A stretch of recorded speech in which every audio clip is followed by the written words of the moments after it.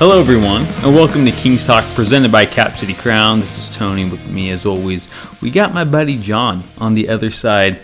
The last time we spoke, I always start off every podcast. The Kings have gone 3-1 with wins over the Bucks, the Lakers, and the Memphis Grizzlies, with a loss coming to one of the better games of the season in the New York Knicks. Kings in their 6-game homestand, 4-2. They start a road trip on the East Coast. John, how long is that? How many games? I don't have it off the top of my head. 3 games, and I think it just goes from till the end of the weekend. So the rest of the week. Yeah, we play the Raptors today, and then a back-to-back against another team in the, who? Washington Wizards. Washington Wizards. That's hopefully back-to-back wins. And then Saturday against the, say it, Orlando Magic. So an actual challenge. Yes. But yeah, John, how's it going? It's been a week.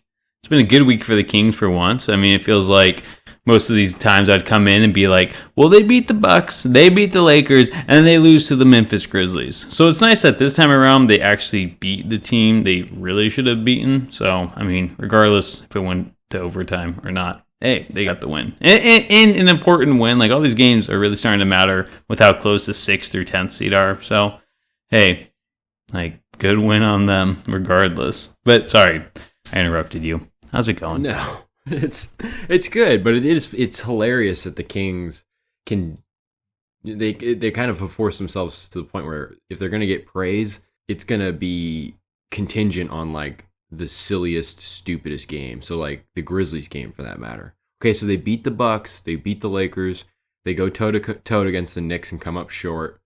Like, if they lose to the Grizzlies, it's just like, screw that. Then we don't get to talk about those first 3 performances.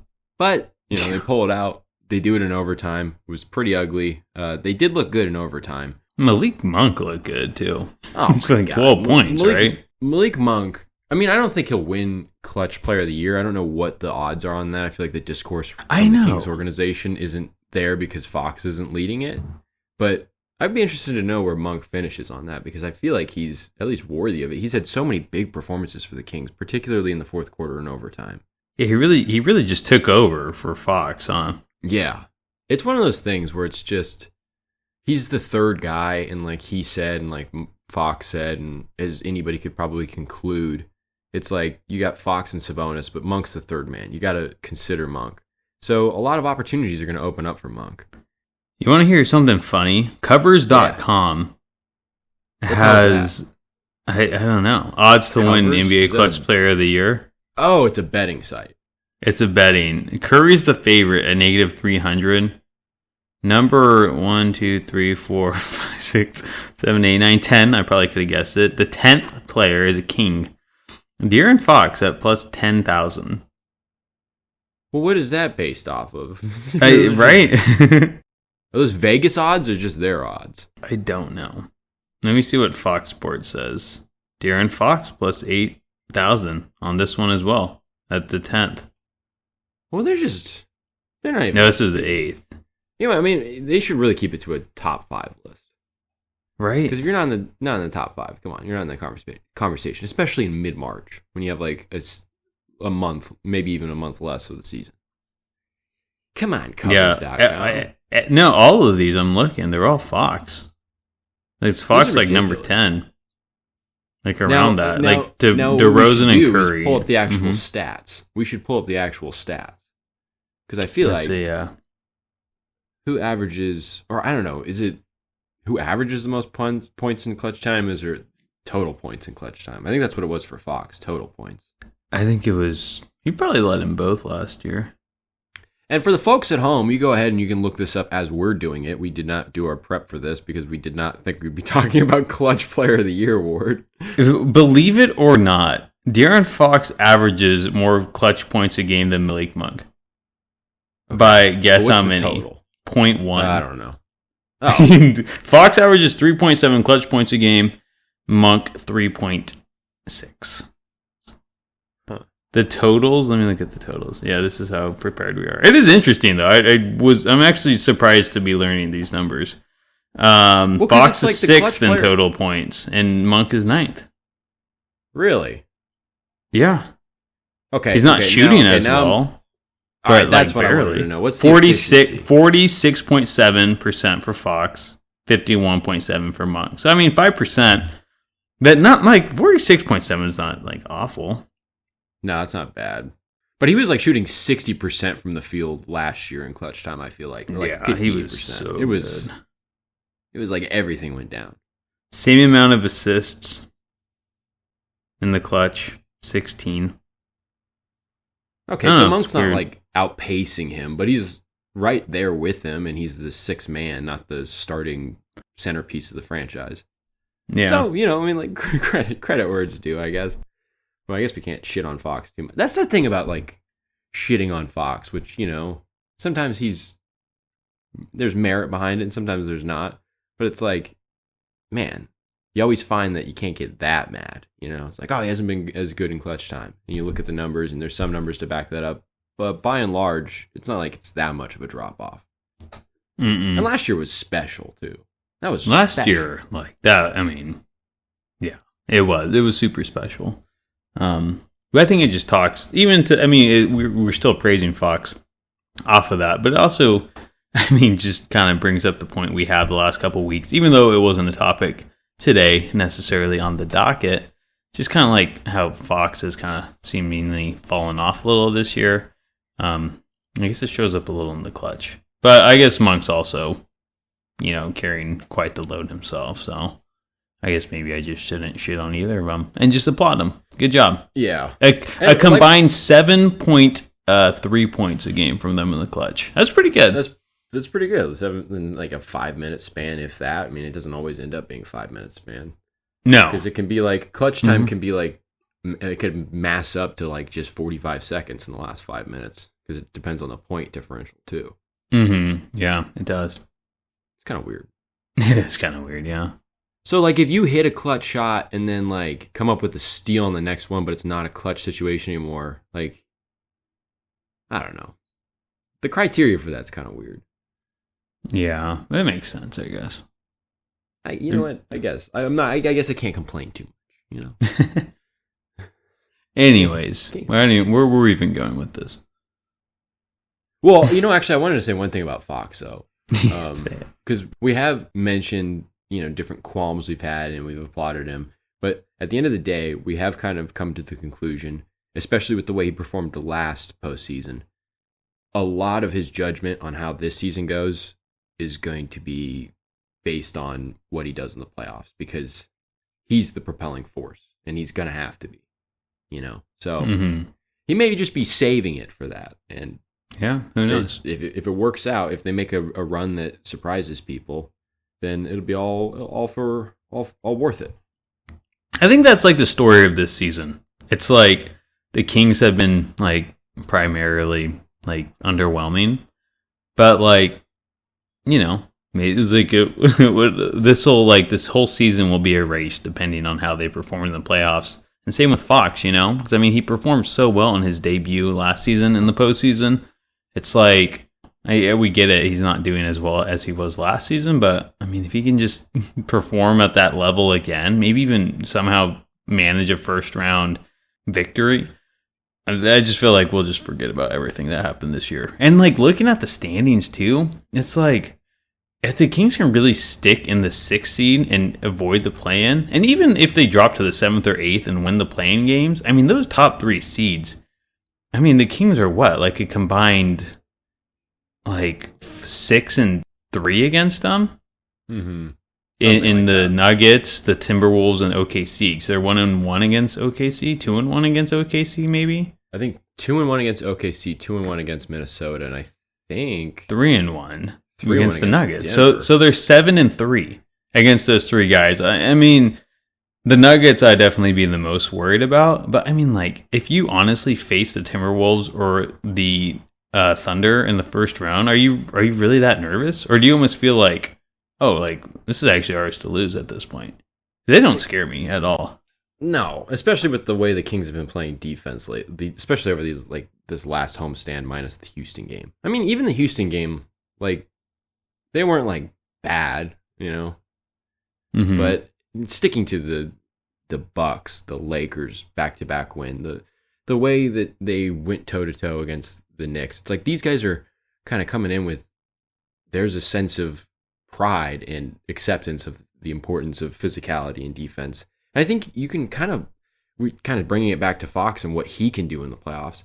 Like the way the Knicks played, where you just have like everybody just being physical and you're playing really good defense, and you have like your Harts, your DiVincenzos, your Ananobis, and your Hartensteins all doing like dirty work and whatnot. And then you have not Fox, kind of spoiling the point here. You have Brunson just playing hero ball, just getting shots up. Actually, the one guy over the last few weeks that has actually made Keon Ellis look like a human on defense was Jalen Brunson. Mm-hmm. But just going through there, dropping 42, winning a game where both teams scored sub 100 points, and just doing it with a combination of that defense and that physicality, and then letting your best players carry your offense. And it's that kind of blueprint where I'm like, the Kings could make a run that surprises, not just like, they're always probably going to end up surprising a lot of people around the country, but us, the people that have been hard on them, rightfully so, throughout this season. I think they can end up surprising us if you get that consistent defensive kind of effort that you're getting from the whole team up and down, plus Fox kind of unleashing the version of himself that we know he can be. Like that's going to be so interesting. And I think it's that kind of blueprint that could actually play in the Kings' favor, because they can do that if they keep playing as a team as well on the defensive end. Mm-hmm. They've looked good. Yeah, they've looked good recently, and I think the Kings had a graphic up. NBC Sports, I should say, had a graphic up. To end their season, they have a decently easy schedule to end it. I mean, like we said, they start back-to-backs against Washington and the Raptors tonight, or Raptors and Washington in that order correctly. But seems like they have one of the easier schedules to end their season too, to end their season. So that's something worth noting as well. Build a little confidence too, maybe, with that defense. Yeah, it'll be interesting. I mean, just that Knicks game alone, it was just like watching a playoff game. I don't think I'd have that much fun watching a basketball game in a while. Like that was just, it felt like old school basketball in the sense where it's like a 6-point lead felt pretty significant, because you had to fight for everything. The Kings weren't hitting threes. The Knicks did a really good job of limiting the ability for the Kings to spray and get open looks from the three. So it was gritty. And the Kings, to their credit, because I have my critiques. I think there were times, I think it's a little silly that when the Kings in this physical game, they're engaging in this physical game where they were physical out of the gate, the Knicks predictably were physical coming out of the gate, and there were no calls going in the Kings' favor. Yet they found themselves bitching and whining every time a no call went in the Knicks' favor. It's like, come on, you're playing the most physical team in the league. Like, keep your head down and keep going. And I thought that would cause them to falter. But to their credit, they stayed with it, and they fought the whole way through, and they lost, of course. But, the Knicks, that's their identity. That's who they are. The Kings are still trying to make that their identity. So it was like a joy to watch just from like a basketball standpoint, but it was also like, you know what? The Kings may not be perfecting this style of basketball, but they seem bought into it. And there's always those spurts throughout the season where it kind of seemed that way, and then they'd fall off, and you'd have bad losses, bad stretches, good stretches, good wins, all this stuff. But right now, all this seems to be coming together at the right time. It's interesting because they have 2 East Coast trips. I think as much as that can fatigue them and wear them out, that'll be interesting to see if they stick with it. But at this point, it's good timing. They've always found themselves coming back to the right style of play, and they just have to keep it that way. Because again, if you can get everything that you need, everybody just doing little things and fighting hard and playing defense, and then you allow your stars, you allow Fox and Monk even to kind of go off in the playoffs a little bit, it's going to be interesting. And I know that sounds like such a shift from what we've said about this Kings team, but the Kings over the last week, over this homestand, have shifted the conversation. Mm-hmm. No, they have. I mean, they beat the Bucks, a team they haven't beat in 8 years, which is insane. They beat a Lakers team that they've owned, but I mean, they really just blew out the Lakers. I felt like in most games this season, if not every single time. That Knicks game was just kind of like, okay, like it kind of showed their heart again. It kind of made you believe like this team kind of cares. And then you take care of the Grizzlies, a team you should beat, and they finally did. So it's definitely one of the first weeks in a while where it's like, okay, like I'm not disappointed in this team for once. You know, it was like actually they played the basketball they should. We know they're capable of playing, and you know, we're getting closer and closer to the postseason. A month left, and you know, if they can just continue that trend upwards, then who knows what they can do in the playoffs. We'll see next week. Watch them just like, yeah, the Kings are 0-3 since we last spoke. Losses coming to the Raptors. Yeah. That's what makes East Coast trips so interesting, because it's like, especially with the back-to-back thrown in there, it's like, I mean, you expect them to win against Toronto and especially against Washington. God forbid you lose one of those games, especially that Washington game. But that Washington game is road back-to-back, you know? Like, you never know. The Kings, that is true. The Kings, though, are like 6-1 on no days rest since like December. Yeah. The whole back-to-back conversation was like, I never so felt weird. like the reason for their losses anyways. I think we pretty well documented in saying that at the time. Yeah. There were so many other issues that you don't see anymore, hence the Memphis game. They fought the whole way through, never gave it up. You know, they have these games like the Spurs game, or like the two Spurs games since the break, and the Memphis game, where it's like, okay, you're giving confidence to a young team, but at least you show them who's the top dog in the end, which you couldn't always get from this team in November, December, January. So, yeah, I don't remember where I was going with that. But you know what? Talking about going forward to the playoffs, it'll be interesting because the Kings might have a different starting lineup for a while with the injury to Kevin Huerter, who went down early in the Memphis game with what I thought was an elbow injury, what the commentators thought was a wrist injury, and what we found out was a shoulder injury, I guess. I didn't see how the shoulder got hurt. I saw a picture of it, and like I can see how it's a shoulder injury. It looks like he dislocated his shoulder. It looked actually kind of bad. Someone got like a nice still shot of it, and like his shoulder did not look like it was in a spot it should have been.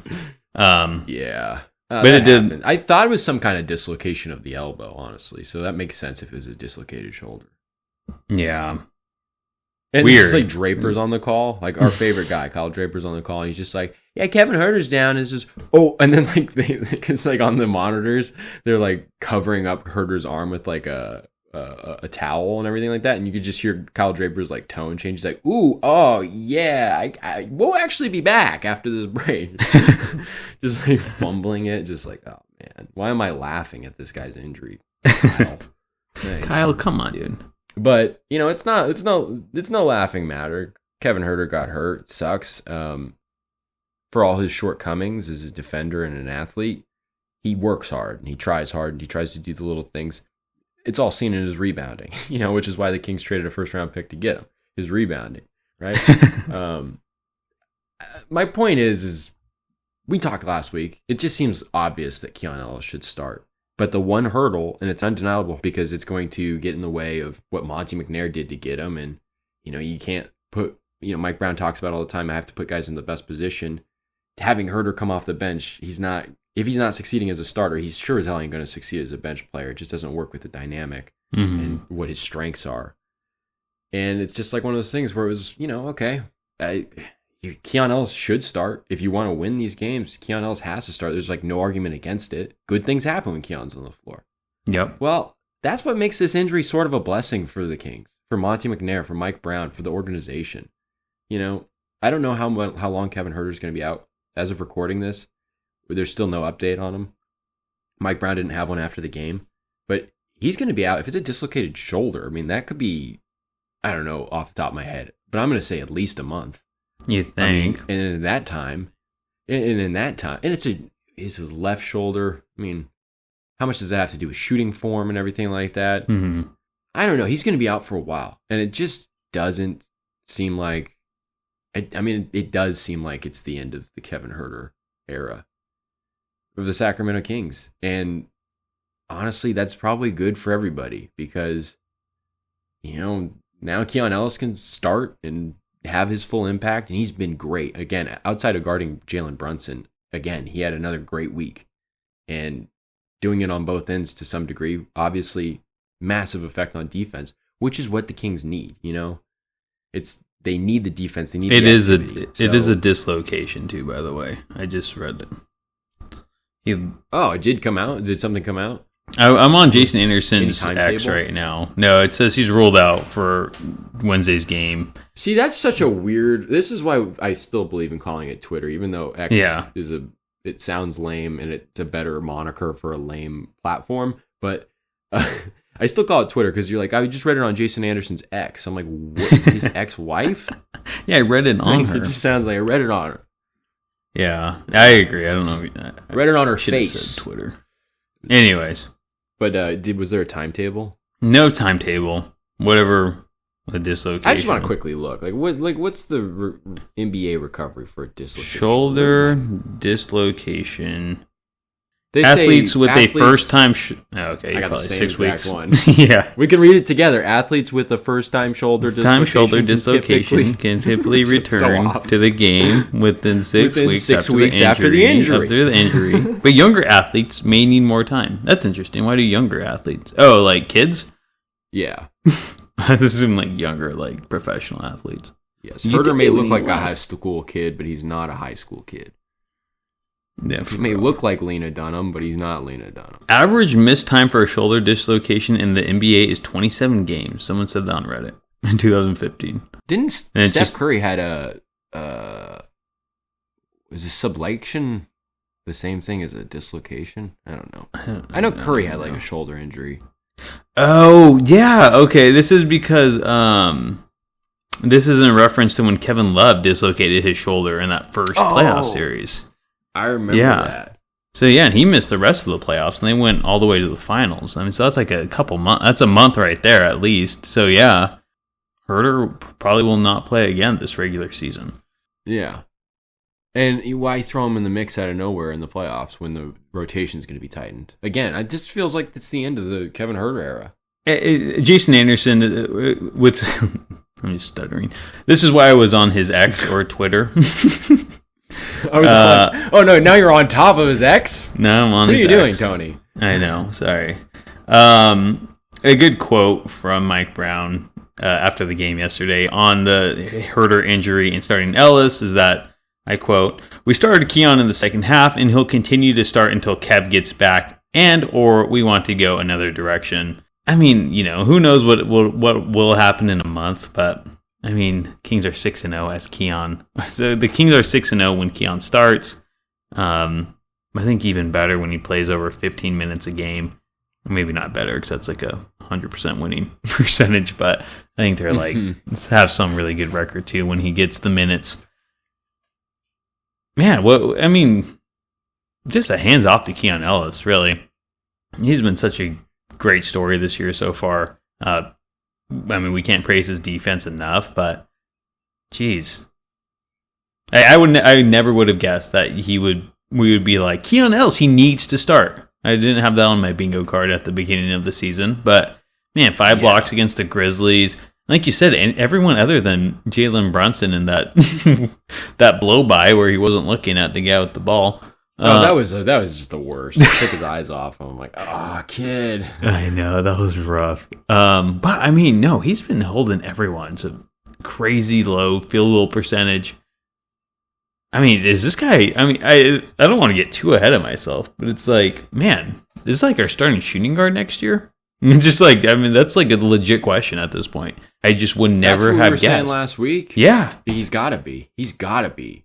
And you have him and Keegan Murray in your starting lineup. Those are two guys that they watch out for opposing perimeter players.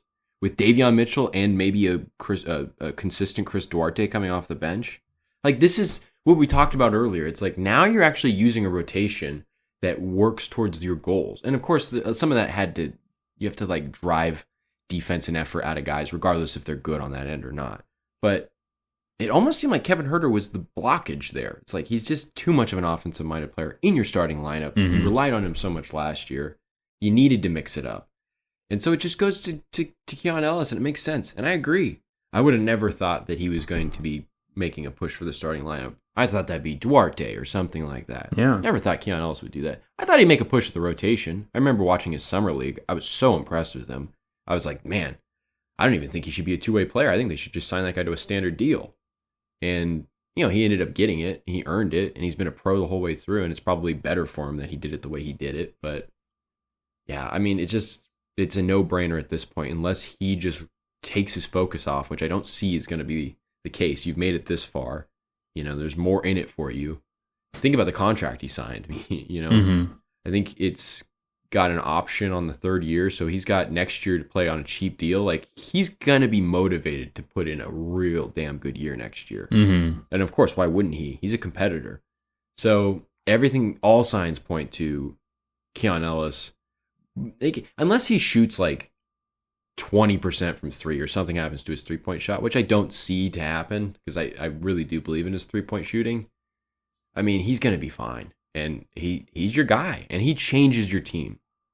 It's like, why deprive your team of the guy that just, everybody has nothing but good things to say. Everybody says something to the same effect of he changes the game. He sets a tone. He does all these things. It makes so much sense. Yeah, I mean, setting the tone in itself is huge. I mean, isn't that one of the biggest problems for the Kings is letting other teams get confident because their defense is so bad, and then they just start raining in threes against us? I mean, Keon Ellis being out there is going to deter that for sure. And I think it just kind of brings it back to the point all year that at least I've been bringing up. It's like, I get the Kings want to go defensive, but it's like, is that the right thing to do when you have, a guy like Huerter in the lineup who isn't a defensive guy at all? And, I've been bringing up that point. Is it the right move? And now you bring Ellis in there and you actually have some good defenders in your starting lineup, and Murray and Ellis now. Even, we always talk about how underrated Sabonis is, and Barnes and Fox can hold their own. I mean, this might be the lineup that can elevate it already has. I mean, their defense is already better with Ellis out there, but they can actually play the way Mike Brown wants them to play, like you're saying. I mean, it can open up so many opportunities, and he's not a liability on the offensive end either. He's not like a Kaziak Paulo last season or a JTA, when they brought him in for those 10 days. He's an actual guy who makes an impact on both sides of the floor, regardless how big on the offensive end. He's not a guy you have to hide like you have to hide Huerter on defense. It's, it's just diamond in the rough, man. Keon Ellis. He can open a lot of doors for this team. It comes down to the philosophy of, like, you shouldn't have to try that hard. And Kevin Huerter had to try really damn hard on defense. And, if you can have a more effortless defensive impact that you're going to get out of Keon Ellis, plus his offense, the offense is going to come. It's going to rise to the top. I don't remember who it was. I think it was, I don't remember. It was one of the post-practice interviews over the last week. May have been Fox, may have been Huerter even. But they said, we have one of the deepest teams in the league. And you can see that on the offensive end, like, big time. Like, you see Duarte come out against the Grizzlies and hit two threes, and he's shooting like over 50% from 3 since the All-Star break. But he lends something to the defensive side, You've seen Davion Mitchell make an impact offensively as a guy that can drive into the paint and kick it out. I mean, he's done that once or twice almost every game, it seems like. Like, the offense will figure itself out. To have these staples, to be able to lean on this defense consistently and not have to, like, chase the defense around, to be able to, again, rely on it and not put in as much effort to try to have that stability. I mean, everything else that follows is going to be good. The offense is going to take care of itself, especially when you have someone like Fox and Monk who are already really good, and come playoff time, you'd have to imagine they're going to be stepping it up even more. It just makes so much sense. And again, no, you never want to see anybody get hurt. And again, this is negative for Kevin Huerter in a way by getting hurt for his career. But this is a blessing for the Kings, Mm-hmm. It just is. And now they can go through with the path that just feels really believable. This team can lean on defensive physicality and still have a pretty damn good offense. They have the personnel to do that when you start talking about Keon Ellis having significant minutes and starting. Yeah. It really is. It's kind of sad because I think we're like, we don't want to wish injury on anyone, but stuff happens, and I hate to call it this, but it's almost like a blessing in disguise for Brown and for McNair. And I would make the argument that it's a blessing for Huerter. Even I would make an argument that it's a blessing for him as well, because at the end of the day, Kevin Huerter is going to go into the playoffs and he's going to be because this is the type of guy he is. He's busting his tail to do the little things, to rebound, to defend. And God love him. I mean, I have respect for Kevin Huerter. He tries hard. He never really let himself get down too much when he lost his starting job for a bit or when that was dangled around in the preseason. Mm-hmm. But that has taken away from his offensive game. He's going to be better off when he's suited for an offensive role where he's a second or third option or something like that. And you can just get him back to doing what he was doing last season. Let him shoot 40+% from three and average 15 points a game or whatever. You know, it's going to be good for him. It's going to be ultimately good for his next contract negotiation if he can do that. And, you know, the worst thing you can say is the Kings lost a first-round pick. But at least, you know, McNair may have lost your first-round pick, but he also got you with no draft pick, Keon Ellis, who's going to be your starter. I think you can excuse it, you know? Yeah, and at the end of the day, when you look at Huerter, I mean, you needed a shooting guard, at least last season, right, to end that playoff drought. And you got one, and you established a winning culture with Huerter there, regardless of Huerter was going to be in the team's future or not. You know, he was an important stepping stone for this team. So I wouldn't say I wouldn't ever look at this trade and be like, yeah, what a failure. Even if they try to trade him this season, with also giving up that first round pick, he was, you know, a stopgap in a way at that shooting guard position. And they needed that. I mean, I'm glad that they went to the playoffs last year, you know, instead of starting off this year, because it would just put you a year behind. So I'm happy about it. Still a good trade. Not the best, but, you know, I don't think it was a failure, like a complete just waste. That's a great point. And also just think about the fan interaction. How many people dress up in like red wigs and, you know, the red velvet coats and whatever. It's redundant or whatever, but it's like, you know, that guy, he brought some energy out from people, you know, with just his quirky, natural red hair and fair skin and you know, whatever.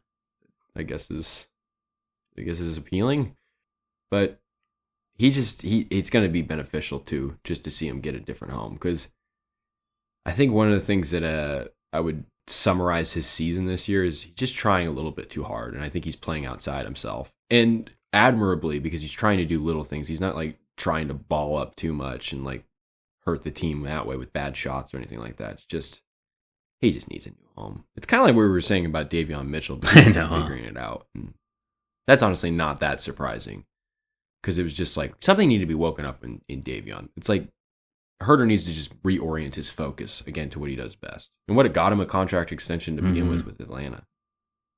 True. So it's crazy. One thing though that I do think is interesting for Keon Ellis is he's going to have to adjust at being a rebounder, because as much as I said that little tongue-in-cheek comment about Huerter's rebounding and how people will fall back on that is like, oh, he's still doing so well. Well, he has been a really good rebounder, and it's been critical, because one of the things that the Kings did not do very well against the Grizzlies, and they didn't have Huerter for most of the game, was gang rebound. And I think the Grizzlies had like 15 offensive rebounds and 23 second chance points. Keon Ellis is going to have to be able to, because he's active the whole possession. He's going to have to, and along with other guys that get in on it, you know, Davion and Duarte and everything like that, going to have to get better at rebounding, because being that top defensive rebounding percentage team that the Kings have been in the Mike Brown era, that complete stops, that allows you to get transition points, and not just off of deflections and steals and stuff like that, you know, actually just off of missed baskets. So that's like one note, not really much of a conversation there. But if I was going to say one con or one adjustment that Keon Ellis would have to make, I would say that. I mean, obviously he's just a young player too. Are you concerned at all with what will happen in the playoffs for a guy like that? I mean, he's persevered so much and stayed with it. Like, how are things going to go come the postseason? That's a good question. You know, a young guy like this just going to earn a starting nod at the end of the season. You know, I don't know. It's always hard. I mean, he's not a rookie, but I mean, he definitely feels like one, right? In the way he's been playing, or like the minutes he's getting, like a real first year rookie. I don't know. Yeah, I really don't have an answer. I mean, Keon Ellis, he seems like a guy that won't let the pressure phase him too much. I mean, he's not like the star guy out there. He's not going to be jacking up clutch shot after clutch shot like maybe Fox was doing last season, but doesn't mean like it will affect his confidence shooting the 3 ball, maybe even guarding some guys. But I don't think it'll affect his defense so much as maybe his shot. It seems like the obvious thing that you start getting nervous about, you'll start faltering on it. It's a tough question. It'll be easy to have all eyes on him considering his age, his experience in the league, and how quickly his role changed into a guy not really even playing too much like 2 months ago to now being in the starting lineup. But I don't know. I trust on Keon, especially his role too. Like he seems like a guy that, especially with his role, I guess it's just hopefully he won't have too much pressure on him other than to continue playing good defense and hitting open looks. So I'm not too worried about it, but playoffs, the pressure definitely intensifies. I don't even have to say it. Yeah, and it's like you can point out the flub against Brunson late in the game or whatever, but it's like, that's just silly. He won't make that mistake again. And he's been taken out of the lineup, put back in the lineup pretty much on purpose, not for really any reason that he did wrong or anything like that. And he just persevered. So I'm not too worried about that, but I bring that up because it's like, it just makes so much sense to do this because, if Keon doesn't work out, and I don't think that that'll end up being the case, I think he's going to be starting. But you do have Chris Duarte there. And I think it's just interesting because, Lyles is out, so that kind of pushes Duarte into more opportunities to play. But with Huerter out, he's like in the rotation now, So it's almost another element to the blessing of Kevin Huerter's unfortunate injury is that, now you have Duarte in the rotation too. And you can't overlook that. And that also advances the overall defense of the team. And he doesn't hurt the offense at all. So I think that's just asking that question about Keon Ellis in the postseason isn't so much of a doubt on Keon Ellis, but it's an opportunity to kind of remind everybody that Chris Duarte is there. And that's a guy that's stuck with it all season. It hasn't been as pretty for him this year, but he's stuck with it all season.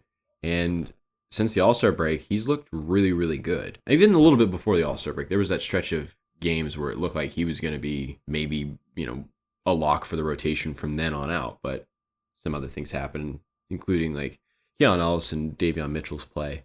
But Chris Duarte, again, it's just, you got him. I would also bring up our guy, Kessler Edwards. KE, dude, yeah. He's waiting in the wings, and he's another guy that, like, if another injury were to happen, God forbid, he would be ready to go and be providing the same impact that you actually need. And providing the same, just let me do the little things, let me defend, let me use my length and athleticism. That kind of stuff. It just seems like everything's in just better working order and better oriented towards where they want to be. I think so, too. It definitely fits what Mike Brown wants in defense, so Duarte and Ellis definitely fit the bill a lot more than Huerter ever did. I wonder how much of Mike Brown knew about that. When he started Duarte just for the hell of it, and that was the reasoning behind it, just for the hell of it, started Duarte in the preseason game. How much was that him going I can kind of see this working? Yeah, probably a good amount. A defensive guy like Mike Brown looks at Huerter and he's like, he's not dumb. He knows that Huerter was definitely the liability on that defensive end, as everybody did in the league and all the fans.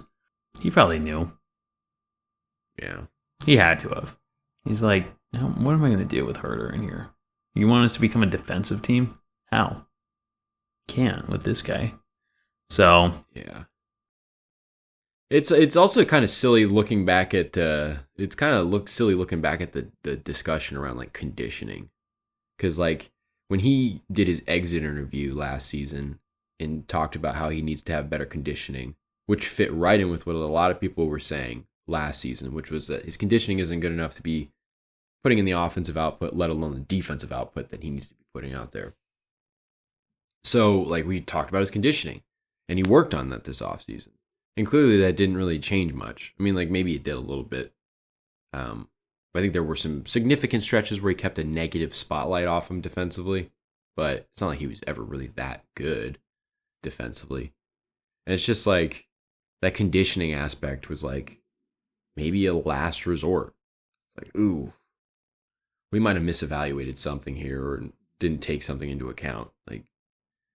And I wouldn't have ever really expected the conditioning to change much. I mean, he just is who he is, unfortunately. Yeah. So I have to think that Mike Brown had been kind of, especially the way that the playoffs went, where it's just like, well, what are you going to, if they're going to blow up the DHO and now you can't get space on the perimeter to get up any of your shots, and you're clearly, like, no offense to Huerter, it's like we talk about why this team's not super physical. Like, Sabonis is physical. Like, Huerter's kind of the opposite end of the spectrum in terms of physicality. And I don't know. It's one of those things where it's just like, I don't think Mike Brown was ever, like, enthused about Kevin Huerter. Obviously, loves what he can do offensively, but so many drawbacks because of the defense. Mm-hmm. And even how streaky he would go on offense. Yeah. I mean, some bad months in there, 3-point shooting wise. Well, of course, like, buttressed by, like, good months, like 40+%, but too many, like, 34% months. Yeah, I mean, throughout his short Kings career, really, just kind of the story of Huerter. I mean, last year was more like he started off hot and it's ended terribly, and then really shit the bed in the playoffs. Like first, like, 7 or 8 games last season. Dude, it was like, if nuts. you would have just, like someone just wakes up from a coma after watching the first 7-8 games last season and goes like, oh my God, what happened in the playoffs with Kevin Huerter? It's just like the night and day difference. Yeah. The way that the 7-8 games that it started and the 7 games that it ended, it's just like, he shot 18% from 3. Like, what? Just completely disappeared, and we're not talking about him being super pale, looking like a ghost. He literally became a ghost. Him and Barnes, dude. My goodness. That was bizarre. And, like, Barnes, another thing that I like about Barnes and what makes the Huerter move possible, I feel like, is Barnes' offensive emergence over the last 2-3 months. I mean, he's been going for a lot of reverse layups lately. He's been making some. I think he missed a few against the Knicks, but that's a physical team. But I like the way Barnes has kind of stepped up, and I feel like his offensive output has kind of allowed, or at least opened, or made it easier for them to come to this. And now that they decided for Huerter to get injured, I don't know what the hell I'm saying, but you know what I mean? Yeah. Like, it does make it easier, I guess is what I'm saying. It's an easier pill to swallow. Yeah, no, for sure. Just like Monte McNair and Vivek Ranadive just going, okay, push the button. We're going to get Huerter hurt. Desmond just slapped him a little too hard, man. Desmond Bane, though, like one NBA player with a shorter wingspan than height. He's a little brick, dude. Yeah, he is. Good player, though. Brick. One for 7 against Keon, though. Another guy Keon shut down. Another guy Keon brought to Ellis Island. Damian Lillard, D'Angelo Hustle, and Desmond Bane. D'Angelo Hustle, dude. Yeah. That's the guy. But speaking of that Grizzlies game, I thought it was such a stupid rule, like with Huerter's injury, and then they picked Len to go out there and shoot the free throws. I think it's so stupid that they don't just do a stoppage and play and then allow the Kings or whoever team is in that position to do a sub, because you'd have a sub anyways with an injury. It's like, okay, I get why you don't get to pick the free throw shooter. That's fine. But give him a chance to fucking change and not have to play 2 big lineups. It's so stupid. It is pretty stupid. It was so dumb. I was just so confused. And I get why they picked Alex Len, but I was like, I don't know if I would have picked Alex Len. You know? I know he technically, numbers-wise, has like the worst free throw percentage this season.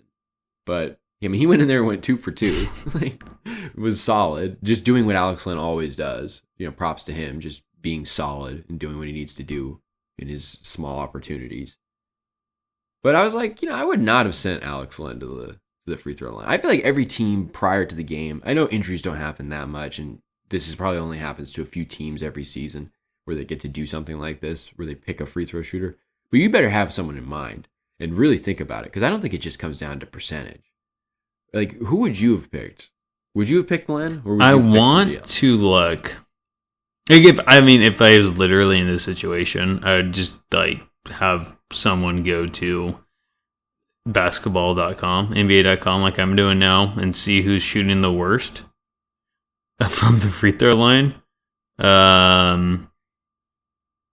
I would have chosen Philip Petrusev. I guess it is Alex Len. He is the worst. So I understand their choice of going with him. I might would have chosen McGee. Maybe even Sabonis. I don't know. I'm surprised. Len only shoots 52% from the line this year. But, like, I never thought Len as a bad free throw shooter. If Huerter was in, I would have chosen him. No, he's been a jump shooter before. Maybe even Sabonis. He's been kind of not the greatest this season. Maybe even Fox, maybe. You know, Fox always screws up.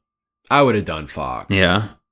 I would have done Fox. I feel like that would have been interesting for his, like, mental thing. Or even Monk, for that matter. Like, at a point where Monk wouldn't come in, just, like, have Monk come in and do it. Just take one of their better players who's, I mean, like, Monk's percentage, I think, is fine this year. But he went through a stretch where, like, he was missing some free throws, especially in some big moments. Including, I think, the last time they played the Bucks in Milwaukee. Mm-hmm. It was around that time. Yeah. In the overtime game. So, like, it would have been interesting. You know, have somebody that does reconnaissance on that kind of stuff. Just little things like, hey, let's play a mind game. Maybe we could get Fox to, like, kind of get out of whack to start with, like, a 1 of 2 or an 0 of 2 trip from the line out of nowhere. Or Monk. I don't know. Maybe I kind of like that. But I feel like there were better options. You would think. But, I mean, I guess he is the worst free throw shooter on the active roster. I guess. But now I consider him the best because he went in there like a champ and just went 2 for 2. Right. What a stud. It's like, yeah. Just really stepped up to the occasion, huh? He's like, yeah, I got this. I'm the guy. I'm literally the third best player on this team. He just does, like, behind the back. Just, like, turns around, just drains them. I could do this all day. Yeah, exactly. Oh, you chose me? You fucked up. Messed up, motherfucker. I'm gonna have the Ukrainian mob on your ass. You're talking about doing reconnaissance. That kind of reminded me of something right now. It didn't remind me. I just kind of saw something as I was browsing Jason Anderson's X.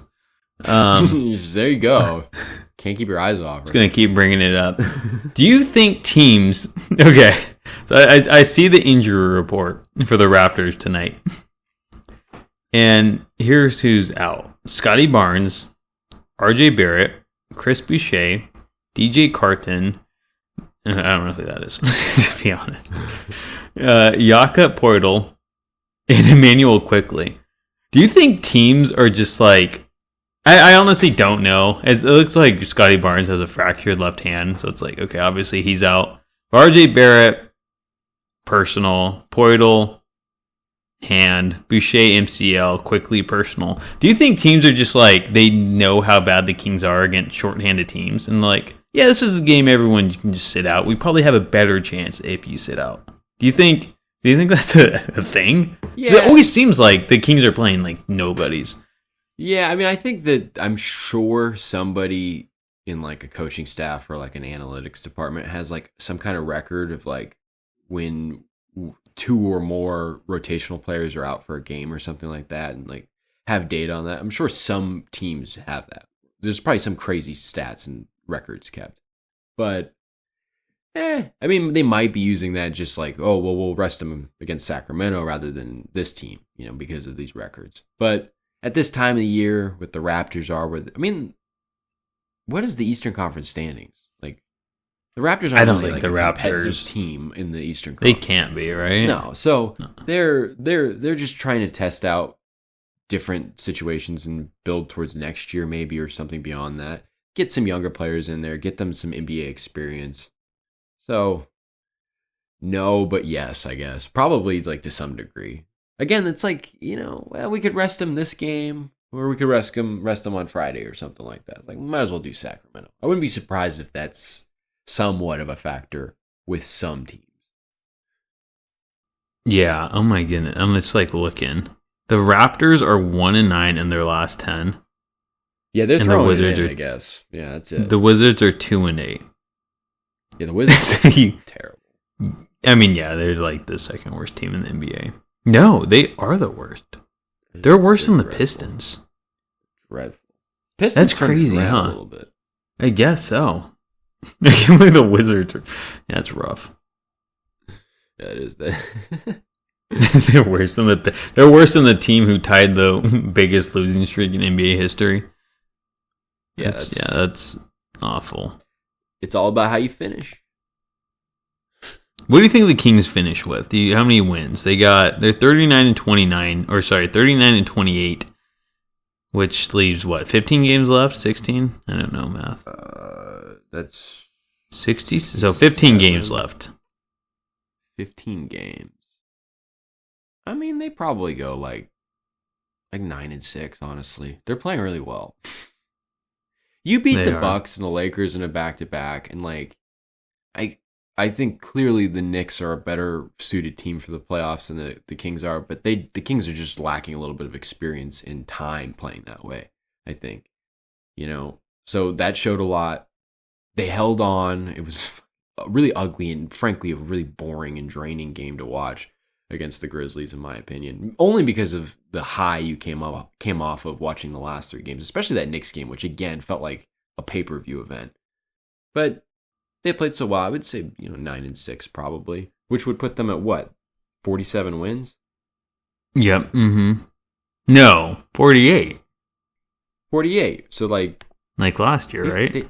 Like last year. But we play the Pelicans again? Yeah, because we have a chance to go 0-5 against the Pelicans this season. Well, aren't they already 0-5 against the Pelicans? I think we're 0-4. Okay. So yeah, 0-5 because they played the tournament elimination game. Yeah. Which feels like a freaking like a lifetime ago. Dude, I know. The in-season tournament stuff and those ugly courts. Oh my goodness. That's crazy. 0-5. Imagine going 0-5 and we get them in the playoffs. And then we sweep them. If the Kings could sweep them after going 0-5 in the regular season, that would be... I'm never watching regular season basketball again. Oh my God. But it's like, okay, what do you think? You think 9-6 is... I could see 9-6. Too safe? It's like... No, I think that's... Like, I'm looking at the schedule. I mean, they don't have it that easy. I was talking about how they have it easier than they did, but like... You said that. I looked and I immediately saw Philadelphia and Dallas back to back. Yeah. What are you talking about? I know. I don't know. It was that... They have the Clippers again. They played Dallas back to back. Actually, I mean, they played Philly and Dallas back to back, but they played the Mavericks twice at home, Tuesday then Friday, with no games in between. They played the Clippers. They played the Knicks. They played the Celtics. They played the Thunder. They played the Pelicans. All on that East Coast road trip. Yeah, they played the Suns. Yeah. I can see 9-6 though. You got the Trailblazers. You got the Nets. I'm not saying this is an easy one. You got the Jazz, who are decent. Yeah, I don't know, actually. 9-6. I think that's fair, to be honest. Yeah, I mean, like, what 6 teams are they losing to? Okay, let's say they lose to Orlando. Let's say they lose to Philadelphia, drop 1 to Dallas. No, see, I don't think they lose to Orlando. I know Orlando matches up with us well, but we haven't lost to them, like, in the last 2 years. I just feel like they always play us really tough, but we just always end up beating them. I just feel like that's Orlando, and I feel like that's what's going to happen again. I think we win 3 straight, lose to Philadelphia. We'll lose one of these Mavericks games. Mm-hmm. Lose to the Celtics. I mean, you essentially have to pick every game that's like not a lock for a win in most people's minds as a loss to get to 9-6. I feel like, or at least get to like, 8-7. I think 9-6 is fair. So I'm going to change it to 10-5. I'm going to say 10-5. I like 9-6. Oh, really? I like 9-6. You just really like people's seconds. You're lusting after Jason Anderson's ex. Now you want my initial answer. I warmed it up for you. Jason is that what Anderson's it is? Ex, dude. No, that's all I want. I'm just browsing Jason Anderson's ex. I'm just got my eyes all over Jason Anderson's ex. 2 more questions for you, though, as we approach the end of the season. And they're both Sabonis related. Sabonis going to break the single season double-doubles record, which is 72 by Hakeem Olajuwon. And second, Sabonis going to break the double-double streak of 53 since the NBA-ABA merger, which was set by Kevin Love at 53. I think I just said that. Yeah. I don't see how he doesn't. I mean, like, unless he gets hurt. Right? Hey, he's played every game, that's huh? Gonna stop him. That's really helped him. Yes. Yeah. Yes. And he would have played every game last year had it not been for that one little. Well, he might have had an illness or something last year too. I don't know how many games he played. I think he played. But the thumb injury made him. I think it said 75. He missed several. Last year? I think that's what it said. Yeah, he had 64. What am I?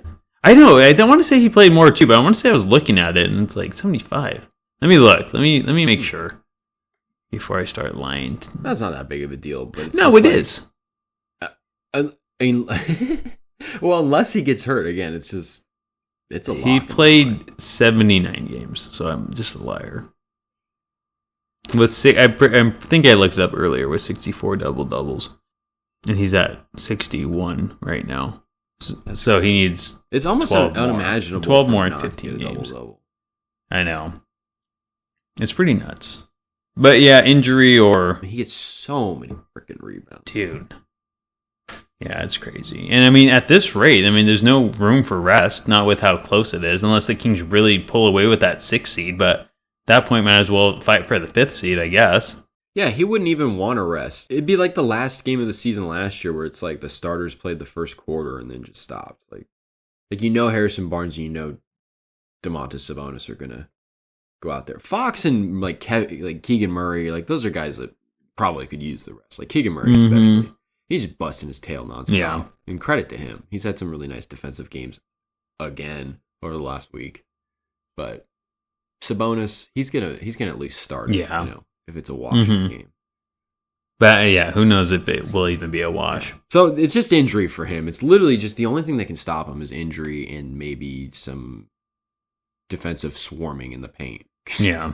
Because the Knicks held him to 2 assists, and that was interesting. Mm-hmm. The Kings do commit a lot of turnovers against these good interior defenses that play physically. Very true. So it's not all pretty, rainbows and unicorns coming out my ass today. It'll still be interesting to see what happens in the playoffs. But the Kings have made it really, really worth watching and paying attention to even more with this upturn. It was a good week. Like I said, one of the better weeks in recent memory for this team. So let's hope they can continue on this little road trip. Some winnable games. I mean, as we kind of do last couple of weeks, I brought it up. Where do they go on this 3-game stretch? Like you want to say 3-0 because it's like I'm going to say 3-0 because I think they will go 3-0. Really, I'm gonna go 2-1 with a loss to who? They're gonna lose to Orlando. In my mind. Okay. Orlando played them really well in the Golden One Center, and it's just that like getting back at them kind of thing. I get it. I could see it, and it's just like, I mean, Orlando's also 8-2 in their last 10. They got to 40 wins already. Yeah, it is true. They're a good team. So that's for the road trip. We actually won't probably talk until Wednesday because they played Monday and Tuesday. So there'll be 5 games by the next time we talk. Let's bring that up. Where are they going? Raptors, Wizards, Magic, Sixers, Mavericks. I'm gonna go 4-1. Okay, so I'm gonna say, yeah, I knew you would go 4-1. You're saying they lose in Philadelphia or Dallas? Philly. No. Yeah, Philly, and then then they'll win the first Mavericks game and then lose the next one. Yeah, I feel more confident saying they'll lose to Philadelphia coming back from an East Coast trip because I feel like if you pull up the stats on like the Kings returning from a trip, it's not super good. I haven't looked at that, but that's just gut feeling based off of like recollection. Yeah, but yeah, I'll say 3-2. I like that. I was almost thinking 3-2, but you know what? Kings are looking good. They have my confidence up for the first time in a while. So we'll see. We'll see if they disappoint me or not. 4-1 though. I expect a 3-0 road trip. Expecting a 3-0 road trip. So I mean, they really should. They really should. They should. Because it's like you're going to get out-competed and out-physicaled by the Knicks by a pretty, like, not a huge margin, but somewhat significant despite being slim. Like, you got to go in and show a young Magic team, what it's all about. And I think that'll be kind of a critical game because Toronto and Washington, I wouldn't be surprised if most, if not like all of that stretch of play gets ugly, but they hold on and win. But that Orlando game, that's an actual game. You know, that's one where the Kings are going to get up for it, and you know the Magic are going to get up for it. So that'll be an interesting one. I think that's critical. Yeah. Again, I'm more confident saying that the Kings are just going to drop the ball against Philadelphia. Although, what's Philly doing? I don't know. Are they 6th in the conference? They're 5-5 in their last 10. Is Embiid even playing? Is he still out? I was just about to ask. I really don't know. I think he's out. Says he'd be out for a minute. Yeah, he says he's happy with his progress on his knee. So he finally gets a target date for his return. Say against the Kings. Let's see. Gets a tangible update. First week or second week of April. So he will not be playing against the Kings. No. So, okay. That changes everything. I mean, we did face him without Embiid, and didn't they smack us without Embiid? Yeah, they did. Yeah. What? Is 5 plus 0? I did hear it, yeah. I fucking hate this place. I'm at my girlfriend's house. But man, you know, I kind of now feel like the Kings could freaking go 5-0 in the next 5 games. Oh, really? I think just trying to one-up me? I'm gonna go 4-1. Oh, okay. They still lose to the Magic. Okay. I take that shit back about being confident that they can't beat the 76ers. I think I kind of feel like they're gonna go in there, and I think they're gonna go in there and bounce back. Although it'd be interesting. That's gonna be an interesting game now, because I wonder if the 76ers go small against Sabonis again. That really bothered them in Philly. Having Tobias Harris guard. Yeah, probably. I mean, I would if I was Philadelphia. So now I don't know. Yeah. You know, I take away everything I said. I take it all away. 3-2. I'm not betting. It's bad. It's immoral. It's unethical. 3-2 then? Yeah, something like that. No, you have to commit to something. I've been wrong. I'm getting very like timid about making bets because I'm like wrong all the time. You're just sandbagging. Then we're finally gonna put money on it. Okay, they're just gonna win. Yeah. No, I was just joking. I knew it. I run a very intense analytical betting database. I know you got the script, as they say. You ever see that? You got the script. No. You don't know what I'm talking about? What the hell are you talking about? Like people say like sports seasons are like planned out. Like at the beginning of the year. So it's like the script. Like they do like a table read or something. All right, the Niners are gonna lose to the Super Bowl against the Chiefs last second.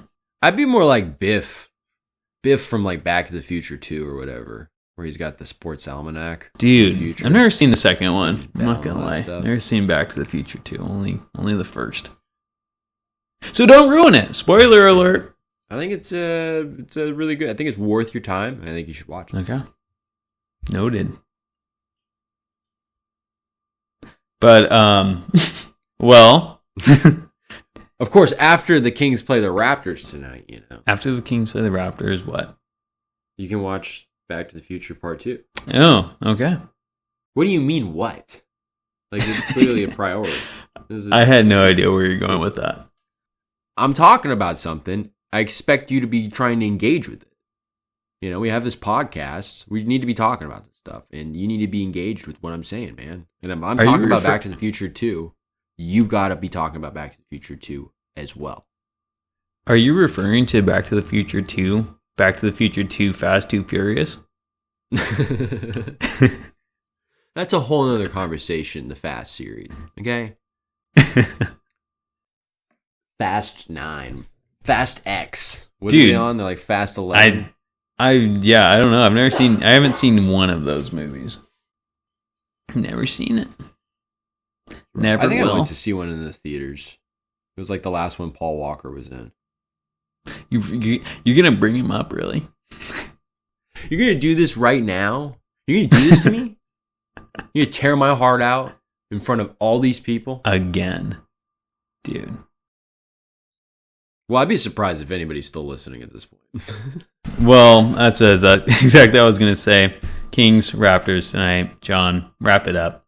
I don't know, man. Is it going to be 3-2 or is it going to be 4-1? The world. What's going to be in the next 5? I don't know. We're going to have to find out. Tune in next week. Tune in next week. And as always, I do want to thank you for tuning in. And until next time, have a good one.